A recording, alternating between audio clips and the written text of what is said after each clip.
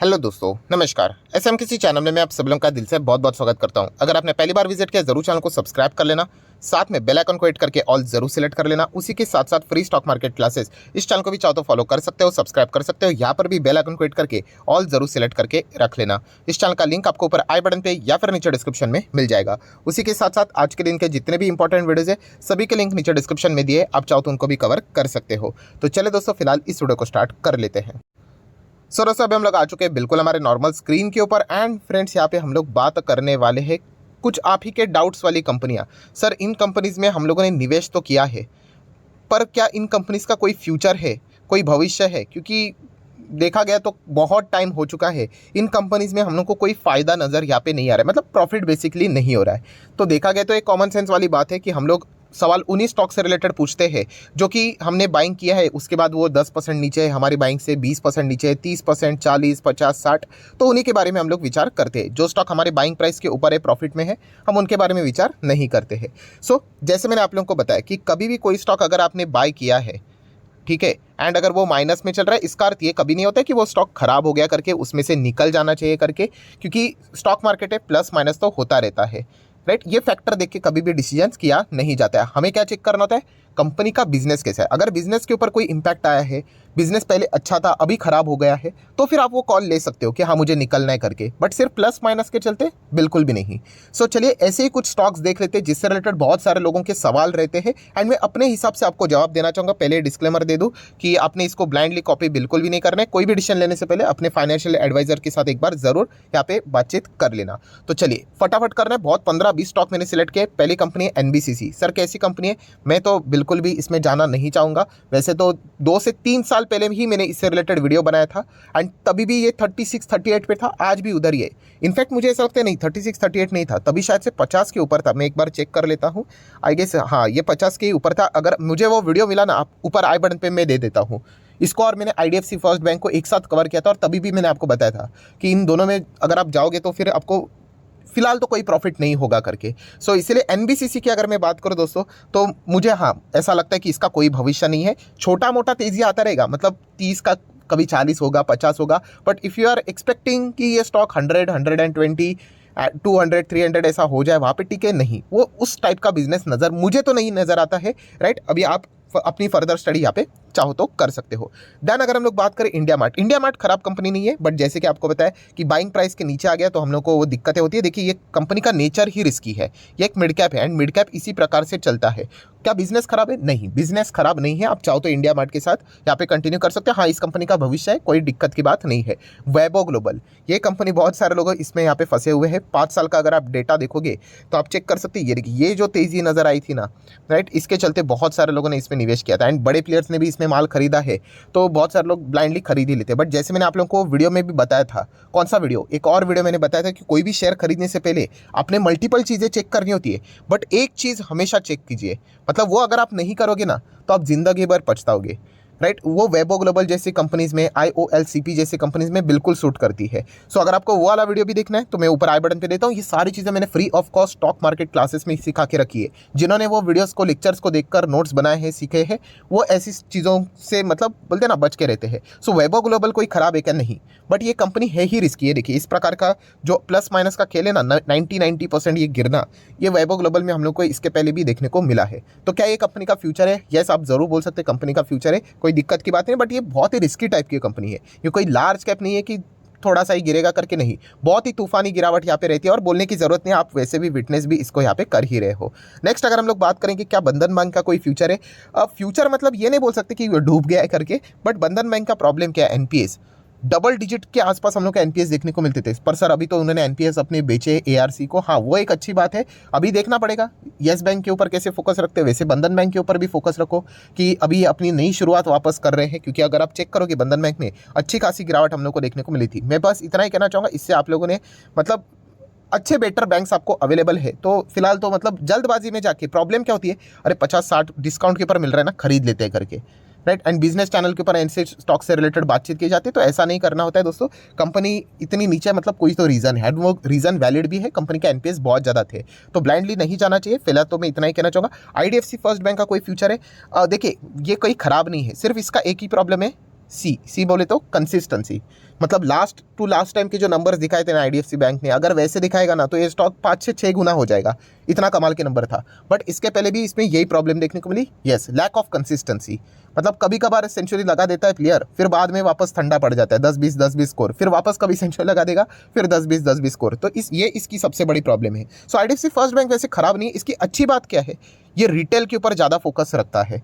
Retail loan book, and जहाँ जहाँ पे रिटेल लोन बुक होता है ना दोस्तों, वहाँ पे आप उम्मीद रख सकते हो कि कंपनी अच्छा करेगा करके, क्योंकि रिटेलर्स को फोकस करके क्या रहता है, एचडीएफसी बैंक का सक्सेस का मंत्र क्या है, वो रिटेलर्स को टारगेट करते थे, एंड इसी के चलते उनको मतलब अच्छा खासा बिजनेस मिलता था एंड ज़्यादा पैसा डूबता भी नहीं था। येस बैंक क्यों डूबा, कॉर्पोरेट्स को टारगेट करते थे। सो आईडीएफसी फर्स्ट की अगर हम लोग बात करें तो कोई चिंता की बात नहीं, आप चाहो तो यहाँ पे कंटिन्यू कर सकते हो। नेक्स्ट अगर हम लोग बात करेंगे गैलेक्सी सर्फ, ये बहुत ही रिस्की टाइप की कंपनी, बट खराब नहीं है। क्या इसका फ्यूचर है, येस फ्यूचर है, कोई दिक्कत की यहाँ पे बात नहीं। मतलब ऐसे नहीं है कि वाहियात कंपनी है करके, बिल्कुल भी नहीं। जैसे मैंने बोला ना एनबीसीसी, कोई वहाँ पे ज़्यादा फ्यूचर नज़र नहीं आता है। दैन बात करेंगे इंडसइंड बैंक में, सर क्या करे। देखिए इंडसइंड बैंक में मैं तो पहले था, बाद में मैंने इसको छोड़ दिया। एंड इसका सबसे वर्स्ट पॉइंट क्या है आपको पता है यहाँ पे, कि देखिए हर एक बैंक लोन देती है, बट हर एक बैंक का लोन देने का टाइप अलग अलग होता है। या इसका अगर आप लोग लोन बुक देखोगे ना, ये ना रियल एस्टेट को लोन देते हैं। मतलब जस्ट इमेजिन, रियल एस्टेट को लोन देना कितना डेंजरस है। तो इसीलिए मैं तो थोड़ा बहुत दूर ही रहता हूँ। एंड अगर आप 5 साल का चार्ट पैटर्न इसका देखोगे, देख रहे हो कोविड के चलते बाद में मतलब इतना गिरा था, ठीक है, सारे बैंक्स गिरे थे, बट बाद में बैंक्स सब ऊपर निकल गए, ये फ्लैट ही रहा वहीं पे। अभी तक ये अपने पुराने प्री कोविड लेवल को भी अचीव नहीं कर पाए। क्यों? क्योंकि इसका बिजनेस का नेचर बहुत रिस्की है, बहुत रिस्की। किसी रियल एस्टेट ने डिफॉल्ट मार दिया ना, तो सीधा मतलब अब समझ लेना क्या बैंड बच सकती है। तो इसीलिए देखा गया तो हिंदुजा ग्रुप की कंपनी है, वैसे तो कोई दिक्कत वाली बात नहीं, बट फिर भी इन्वेस्टमेंट के लिए थोड़ा सा मैं पर्सनली इसको अवॉइड करना ही पसंद करता हूँ। जैसे मैंने अभी भी बोला बंधन बैंक से रिलेटेड, कि बाकी बेटर ऑप्शंस अवेलेबल है, तो थोड़ा सा आप चाहो तो वहाँ पे जा सकते हो। देन अदानी ग्रीन, इसमें भी बहुत सारे लोग फंसे हुए, क्योंकि जब भी तेजी आई थी 6000% के रिटर्न से, बाप रे बाप, आप देख सकते हैं, देखिए जबरदस्त गिरावट देखने को मिली, इसके चलते लोग अटके हुए। मैं अगर आपकी जगह पे होता ना, मैं इस स्टॉक को लॉस में नहीं निकालता। यस, अदानी के स्टॉक्स का जमाना है, एंड प्लस देखा गया पॉलिटिकली भी वेल कनेक्टेड है, सब कुछ बढ़िया ही नजर आ रहा है, तो लॉस में तो निकालने वाली कंपनी नहीं, इतना मैं कह सकता। एंड जेन्युइनली देखा गया तो बिजनेस भी इनका अच्छा ही देखने को मिल रहा है। हाँ, वैल्यूएशन ओवर वैल्यूड है, ये तो हर कोई यहाँ पे कह सकता है, 700 पी के ऊपर फिलहाल तो ट्रेड कर रहा है, बट लॉस में मत निकाल देना, इतना मैं कह सकता हूँ। रिलैक्सो फुटवेयर बहुत ही अच्छी तरीके से ऊपरी स्तर से गिरा है। क्या इस कंपनी का फ्यूचर है? ऑब्वियसली बहुत ही शानदार कंपनी, कोई दिक्कत की बात नहीं, बट मिड कैप है, राइट, गिरेगा तो 20-30% नीचे आएगा। HEG एंड उसी के साथ साथ एक और कंपनी ग्राफाइट इंडिया, ये कंपनीज बहुत सारे लोगों ने बीच में खरीदे थे। क्यों? वही भागती हुई ट्रेन।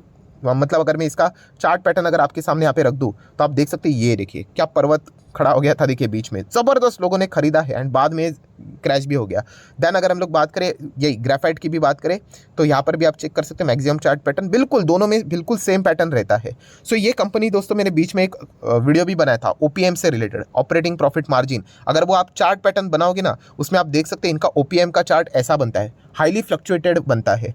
सो ऐसे हाईली फ्लक्चुएटेड वाली जो बिजनेसेस कंपनीज रहती है ना, उनसे मैं तो दूर रहता हूँ। एज अ इन्वेस्टर, ट्रेडर लोग इसका फायदा बहुत अच्छी तरीके से खूबी से उठाते हैं, but as a investment purpose HEG and graphite को मैं ज़्यादा फोकस में यहाँ पे नहीं रखता हूँ। ये मेरा पर्सनल ओपिनियन है, अगेन कहना चाहूँगा, आपके लिए कोई रिकमेंडेशन नहीं है। बट इनका OPM, operating profit margin, just एक बार चेक कर लेना स्क्रीनर.com के ऊपर, भयंकर फ्लक्चुएशंस, भयंकर। सो ऐसे स्टॉक में एज अ इन्वेस्टर हमें इन्वेस्टमेंट के लिए कैसी कंपनी चाहिए? कंसिस्टेंटली ऊपर जाने, कंसिस्टेंटली मतलब ऐसे नहीं जाते, उसमें भी उतार चढ़ाव रहते, बट ऐसा जाता है। ऐसा नहीं होना चाहिए स्टॉक की ऐसा आ गया बीच में, ऐसा फिर ऐसा फिर ऐसा, ऐसा बहुत ही रिस्की हो जाता है ना, राइट। तो इसीलिए मैं इनको अवॉइड करता हूँ।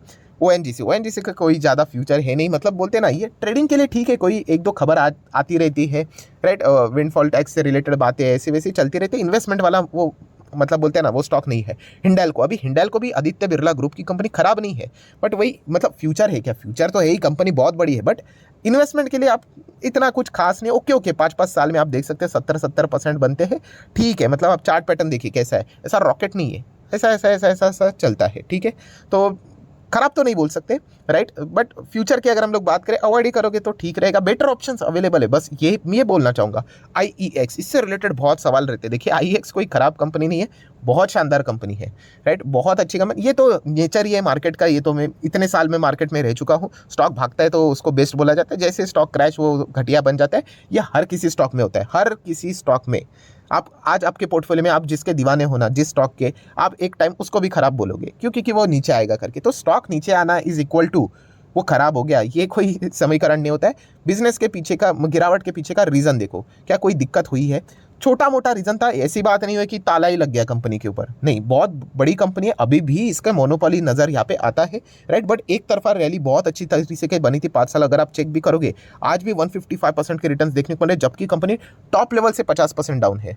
सो कंपनी खराब नहीं है, इतना तो मैं यहाँ पे कहना चाहूँगा, मतलब लॉस में बेचने वाली तो बिल्कुल भी नौबत नहीं है। ग्रीन पैनल इंडस्ट्री अच्छी कंपनी है, यहाँ पे प्लाई की अगर हम लोग यहाँ पे बात करें, राइट, वुड से रिलेटेड जो काम करने वाली कंपनी, इंडस्ट्री डबल होने वाली है हर एक कंपनी ने। सेंचुरी की बात करें, ग्रीन पैनल की बात करें, ग्रीन प्लाई की बात करें, हर किसी ने कैपेक्स अनाउंस किया है, राइट। इंडस्ट्री डबल होने वाली है, 19,000 करोड़ की इंडस्ट्री है, 38,000 करोड़ तक जाने वाली है। जाने वाली मतलब कल के दिन की बात नहीं कर रहा हूँ, 4-5 साल की बात कर रहा हूँ। और उस मतलब अगर कोई इंडस्ट्री डबल होती है तो उसको कैप्चर करने के लिए कंपनी कैपेक्स तो करेंगी ही करेंगी, तो अच्छा खासा बिजनेस भविष्य में तो यहाँ पे आने ही वाला है। पर ये जैसे मैंने कहा कि small cap micro cap type की कंपनी है, तो तेजी आ जाती है तो बहुत सारे लोग खरीद लेते हैं, इनमें गिरावट भी मजबूत होती है, 40-40%, 50%। ग्रीन पैनल की बात करें, राजरत्न ग्लोबल वायर की बात करें, तो गिरावट मतलब वो खराब नहीं है, ये आपको पता होना चाहिए। देन बात करेंगे परसिस्टेंट सिस्टम, ये सर कैसी कंपनी है, देखिए बुरी तो नहीं है, बट IT सेक्टर की अगर हम लोग बात करें तो बेटर ऑप्शंस अवेलेबल है, इतना ही कहना चाहूँगा। बिल्कुल ये मैं नहीं कहना चाहता हूँ कि कंपनी खराब है, कोई फ्यूचर नहीं,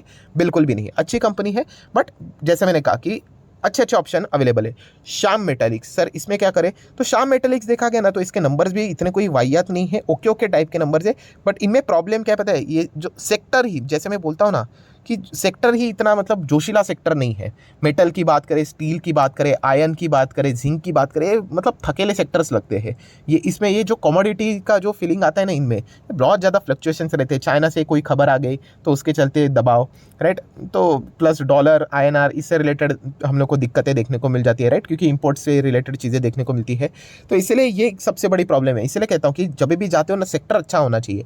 ये सेक्टर आपने देखा होगा 5 साल ऑलमोस्ट अभी इस चैनल को कंप्लीट हो जाएंगे, मेटल से रिलेटेड, स्टील से रिलेटेड, जिंक, आयन, इनसे रिलेटेड में ज़्यादा वीडियोस नहीं बनाता हूँ। स्टॉक से रिलेटेड बहुत ही रेयरली कभी बनाया तो APL अपोलो मतलब उससे रिलेटेड कभी बनाया, ट्राइकॉट से रिलेटेड बनाया, या फिर रत्नमणि मेटल्स, ज़्यादा स्टॉक्स हम लोग कवर यहाँ पे नहीं करते हैं। तो इसीलिए इस स्टॉक से रिलेटेड मतलब मैं इतना ही कहना चाहूँगा, खराब नहीं है, बट ये सेक्टर बहुत ही मतलब स्लो वाला है। कैम्स की बात करें, कैम्स किसी, अरे बढ़िया कंपनी, कैम्स में क्या दिक्कत है आपको, अच्छा नीचे आ गए इसलिए दिक्कत आ गई, अरे बढ़िया कंपनी है, कोई दिक्कत नहीं है।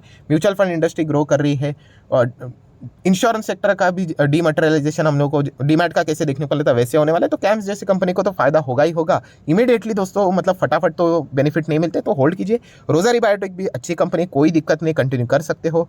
देन अगर हम लोग बात करें एंड्योरेंस टेक, तो चाहो तो यहाँ पर भी कंटिन्यू चाहो तो कर सकते हो, बट जैसे मैंने कहा कि ऑटो एंसिलरी में अच्छे खासे और भी ऑप्शंस अवेलेबल है, वहाँ पे जा सकते हो, अवॉइड भी करोगे तो भी चल जाएगा। नेक्स्ट बात करेंगे बायोकॉन, मैं तो इसको स्ट्रिक्टली अवॉइड करता हूँ, कितने सारे इससे रिलेटेड हम लोग को दिक्कतें देखने को मिली थी, राइट, बहुत बड़ी company no doubt, but still अच्छे, जैसे मैंने बोला ना ऑल्टरनेटिव ऑप्शन अवेलेबल है फार्मा से रिलेटेड, तो वहाँ पे हम लोग जाएंगे। क्यों ऐसे कंपनी में जाना जहाँ पे इतने सारे हम लोग को कंसर्न्स रेज होते हुए देखने को मिले थे। सो आशा करता हूं दोस्तों आप लोगों के जितने भी डाउट थे सॉल्व करने की कोशिश की। वीडियो अगर आपको अच्छा लगा होगा तो चाहो तो यहाँ पे लाइक एंड शेयर कर सकते हैं। डीमैट अकाउंट अगर आपने अभी तक ओपन नहीं किया है तो लिंक नीचे डिस्क्रिप्शन में 25 वीडियो की लिस्ट आपको बिल्कुल फ्री ऑफ कॉस्ट मिल जाएगी। आपका नाम, कौन सा अकाउंट आपने लिंक के थ्रू ओपन किया है, प्रॉपरली कमेंट सेक्शन बता देना, तो हफ्ते भर के अंदर सारे लेक्चर्स मेरे साइड से आप लोगों को बिल्कुल फ्री ऑफ कॉस्ट प्रोवाइड कर दी जाएंगे। So that's it, thank you very much दोस्तों, we will be meeting our next video, तब तक के लिए बाय बाय।